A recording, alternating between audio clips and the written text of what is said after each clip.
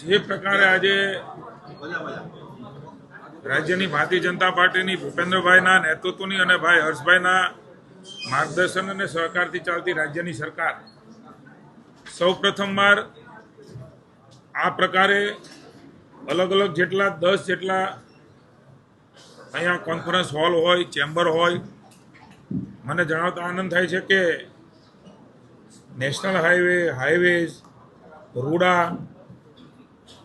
RTO, જીએસઆરટી ઇન્ડસ્ટ્રીઝને જેટલા પણ ઘટક લાગુ પડે છે એ તમામ લોકોની સાથે અલગ અલગ 10 જેટલા રૂમમાં સમગ્ર સૌરાષ્ટ્ર કચ્છના વેપારીઓ, ઇન્ડસ્ટ્રીયાલિસ્ટો જે પોતાનો ઉદ્યોગ વ્યવસાય કરીને રાજ્યની અર્થતંત્રમાં મદદ કરી રહ્યા છે, અમારા સૌ ધારાસભ્યશ્રીઓ જેમણે સતત રાજકોટની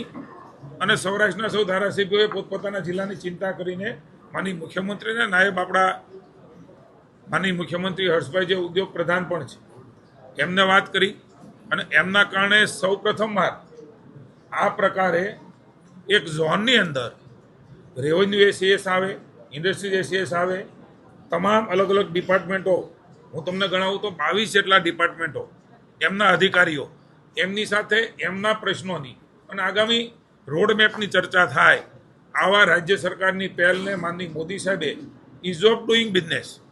એ અભિગમ સાથે આ રાજ્યને આગળ લઈ ગયા. આજે દેશને પણ જે પ્રકારે ઇઝ ઓફ ડુઈંગ બિઝનેસ માટે વૈશ્વિક સ્તરે જે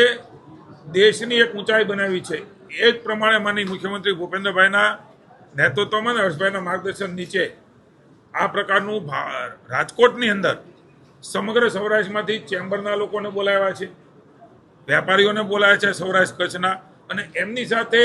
1 to 1 પણ થાય ને સમૂહમાં પણ મિટિંગ થાય, સ્થળ ઉપર પ્રશ્નોનો નિકાલ થાય અને કેટલાક પ્રશ્નો નીતિવિષયક હોય તો રાજ્ય સરકારમાં લઈ જઈ અને હર્ષભાઈને મુખ્યમંત્રીની સાથે ચર્ચા કરીને નિર્ણય થાય. આ પ્રકારના અભિગમને હું પ્રભારી મંત્રી તરીકે આવકારું છું. રાજ્ય સરકાર ભૂપેન્દ્રભાઈ અને નાયબ આપણા મુખ્યમંત્રી હર્ષભાઈને હું સૌરાષ્ટ્ર કચ્છ વતી ખૂબ ખૂબ આભાર માનું છું અને અભિનંદન આપું છું. Thank you.